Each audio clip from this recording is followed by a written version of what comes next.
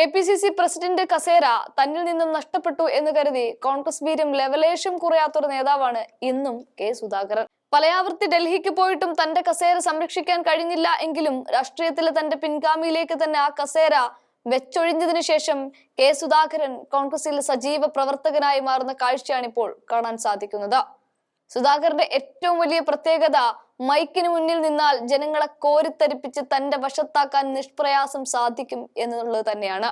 ഇന്നിപ്പോൾ ദേശീയ രാഷ്ട്രീയത്തിലായാലും സംസ്ഥാന രാഷ്ട്രീയത്തിലായാലും പ്രതാപം നഷ്ടപ്പെട്ട ഒരു പാർട്ടിയായി കോൺഗ്രസ് മാറുമ്പോൾ രാജ്യത്ത് മുഴുവൻ കോൺഗ്രസിനും പലപ്പോഴും പ്രതിസ്ഥാനത്ത് നിർത്തുമ്പോഴും ഈ രാജ്യം അന്നവും വെള്ളവും വെളിച്ചവും ഉടുതുണിക്ക് മറുതുണി പോലും ഇല്ലാതിരുന്ന ഒരു കാലത്ത് നിന്ന് ഇതെല്ലാം ആവോളം ലഭ്യമാക്കി തന്ന ഒരു പാർട്ടിയാണ് കോൺഗ്രസ് എന്ന് അദ്ദേഹം കൂടി നിന്ന ഓരോരുത്തരെയും കാര്യകാരണ സഹിതം വിശദീകരിക്കുകയാണ്.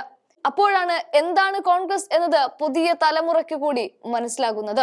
അവിടെ തന്നെ പിണറായി വിജയനും CPM-ഉമാണ് ഭരിച്ചിരുന്നത് എങ്കിൽ നമ്മൾ കാളപൂട്ടി നടക്കേണ്ടുന്ന ഗതികേടിലേക്ക് എത്തിയേനെ എന്നും ഓരോ ഉദാഹരണങ്ങൾ നിരത്തിക്കൊണ്ട് സുധാകരൻ വിളിച്ചു പറയുകയാണ്.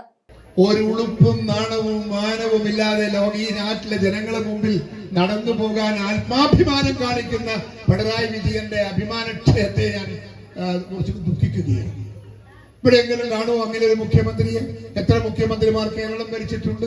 കെ കരുണാകരൻ കേരളം ഭരിച്ചു. നമ്മുടെ കോൺഗ്രസിന്റെ എത്ര മുഖ്യമന്ത്രിമാർ? 4-5 മുഖ്യമന്ത്രിമാർ കേരളം ഭരിച്ചില്ലേ? ആ ഭരിച്ച ഓരോ ഭരണത്തിലും അവരുണ്ടാക്കി വെച്ച നേട്ടങ്ങളുടെ പട്ടിക ഈ രാജ്യത്തെ ജനങ്ങളുടെ മുമ്പിൽ ഒരു ലഘുലേഖയായി വിതരണം ചെയ്യാൻ ഞങ്ങൾക്ക് സാധിക്കും. പിണറായി വിജയന്റെ 9 വർഷത്തെ ഈ ഭരണത്തിൽ നിങ്ങൾക്ക് ഏതെങ്കിലും ഒന്ന് ഒരു പുരോഗതി, ഒരു വികസനം ഈ നാടിൽ കൊണ്ടുവന്നത് കാണിക്കാൻ പറ്റുമോ? ആശാ വർക്കർമാരുടെ പാവം കഷ്ടപ്പെട്ട് പട്ടിണി കിടന്ന് കുടുംബം പോറ്റുന്ന ആശാ വർക്കർമാർ ഒരു വർഷമായില്ലേ ഈ മഴയും വേലും കൊണ്ട് സമരം ചെയ്യല്ലേ? മനുഷ്യത്വമുണ്ടോ ഈ പിണറായി വിജയന്? തൊഴിലാളി വർഗത്തിന്റെ നേതാവാണത്രേ, അധ്വാനിക്കുന്നവന്റെ നേതാവാണത്രേ, കഷ്ടപ്പെടുന്നവന്റെ നേതാവാണത്രേ. ആശാ വർക്കർമാർക്ക് എതിലേ വിടുക? ഒരു വർഷമായില്ലേ അവർ ഈ മഴയത്തും വെയിലത്തും സമരം ചെയ്യല്ലേ? അവരെ അവകാശമല്ലേ അവർ ചോദിച്ചത്? എന്തേ കൊടുക്കാത്തത്? അദ്ദേഹം ആരുടെ വക്താവാ? അദ്ദേഹം തൊഴിലാളികളുടെ വക്താവാണോ? കഷ്ടപ്പെടുന്നവന്റെ വക്താവാണോ? പട്ടിണി കിടക്കുന്നവന്റെ വക്താവാണോ പിണറായി വിജയൻ? CPM-കാർ മയക്ക് കെട്ടുന്ന ഉത്തരം പറയട്ടെ. ആണുങ്ങളെ പോലെ സറണ്ടർ ആവാ നിങ്ങൾക്ക്. ഞങ്ങൾ മാറ്റണം. ഈ ഭരണം മാറണമെങ്കിൽ ഈ തിരഞ്ഞെടുപ്പ് നമ്മൾ വെട്ടിപ്പിടിക്കണം.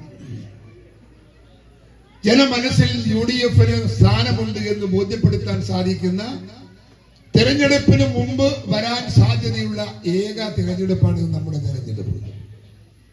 ഈ തിരഞ്ഞെടുപ്പിന്റെ റീഡിംഗ് കേരളത്തിന്റെ രാഷ്ട്രീയത്തിന്റെ റീഡിംഗ് ആണ്. ആ റീഡിംഗ് UDF-ന് അനുകൂലമായി വരണമെങ്കിൽ ഈ തിരഞ്ഞെടുപ്പ് രംഗത്ത് ഷൗക്കത്ത് വിജയിച്ച് കടന്നു വരണം.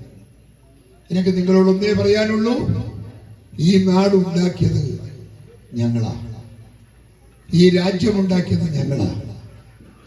ഈ രാജ്യത്ത് അരിയില്ല. സ്വാതന്ത്ര്യം കിട്ടിയ ഭാരതം എന്താണെന്ന് നിങ്ങൾക്കറിയാലോ? അരിയില്ല, തുണിയില്ല, പണിയില്ല, വിദ്യാഭ്യാസമില്ല, ശാസ്ത്രമില്ല, സയൻസ് ഇല്ല, ഒരു ചുക്കും ചുണ്ണാമ്പും ഇല്ലാതിരുന്ന ഒരു നാടാണ് ഭാരതം. ആരാണ് ഇവിടെ ഇതെല്ലാം ഉണ്ടാക്കിയത്? ഈ CPM പിണറായി വിജയനെ പോലത്തോനാണ് ഇന്ത്യ ഭരിച്ചതെങ്കിൽ നമ്മളിപ്പോ എവിടെയാ ഉണ്ടാവുക? നമ്മൾ കാളയനെയും വെച്ച് നടക്കുന്നുണ്ടാവും വയലൂട്ടിയൊക്കെ. ഇവിടെ കോൺഗ്രസ് ഭരിച്ചത് കൊണ്ട് നിങ്ങൾക്കെല്ലാം വളരാനുള്ള സാഹചര്യം ഉണ്ടാക്കി തന്നു. ഇവിടെ അരിയുണ്ട്, അന്ന് അരിയില്ല, ഇന്ന് അരിയുണ്ട്. 12 രാഷ്ട്രം അരി കയറ്റി അയക്കുന്ന നാട്ടിൽ ഒന്നാണ് ഇന്ത്യ രാജ്യം.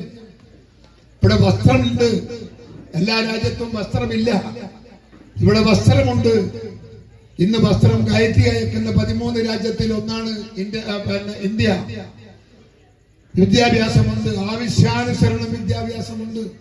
ഞാനൊക്കെ വിദേശത്ത് പോയാൽ എന്നെ സ്വീകരിക്കുന്ന മലയാളികളായ പഠിക്കുന്ന കുട്ടികൾ, ചെറുപ്പക്കാർ, അവർ ജോലി ചെയ്യും, പഠിക്കുകയും ചെയ്യും, രണ്ടും നടക്കും. ഒരു ഭാഗത്ത് എത്ര 100 കണക്കിന് ആളുകൾ എന്നെ വന്ന് സ്വീകരിക്കുന്ന രംഗം ഞാൻ കാണുകയാണ്. ഇന്ത്യ രാജ്യത്തെ കുട്ടികൾ ലോകം മുഴുവൻ വ്യാപിച്ചു കിടക്കുന്നു ചരിത്രത്തിന്റെ ഭാഗമായി. ഞാൻ ചോദിക്കട്ടെ, ആരാണ് ഇതിന്റെയൊക്കെ പിറകിൽ? കോൺഗ്രസ് അല്ലേ? കോൺഗ്രസ് അല്ലാത്തൊരു രാഷ്ട്രീയ പ്രസ്ഥാനം ഇന്ത്യ രാജ്യത്തുണ്ടോ? ഉണ്ടെങ്കിൽ പറയട്ടെ, നിങ്ങൾ പറയണം. നിങ്ങൾ അതുകൊണ്ട് ഇവിടെ എല്ലാം ഉണ്ടാക്കിയത് കോൺഗ്രസ് ആണ്. അരിയില്ലാത്ത നാട്ടിൽ അരി ഉണ്ടാക്കിയത് കോൺഗ്രസ് ആണ്. പഞ്ചവത്സര പദ്ധതി കൊണ്ടുവന്ന് മറ്റ് കൃഷി വെള്ളത്തിന്റെ സൗകര്യങ്ങൾ കൊണ്ടുവന്ന് കൃഷി നട്ട് കൃഷി ഉണ്ടാക്കി വളർത്തിയെടുത്ത് ഈ രാജ്യത്ത് നെല്ലുണ്ടാക്കി, നെല്ലുകുത്തി അരി ഉണ്ടാക്കി ഇത് കയറ്റി അയക്കുന്ന നാടായി ഇന്ത്യ നാട് മാറിയില്ലേ? ഇവിടെ ശാസ്ത്രമില്ല, സയൻസ് ഇല്ല എന്ന് പറഞ്ഞ നാടാ ഇന്ത്യ. ഇവിടെ ശാസ്ത്രജ്ഞന്മാരില്ല എന്ന് പ്രഖ്യാപിച്ച നാടാണ് ഇന്ത്യ. പക്ഷേ ഇന്ന് ലോകത്ത് ഒരു കണ്ടുപിടുത്തത്തിന്റെ പിറകിൽ ഒരു ഇന്ത്യക്കാരൻ ശാസ്ത്രജ്ഞൻ ഉണ്ടാകുമെന്ന് നിങ്ങൾ ഓർക്കണം.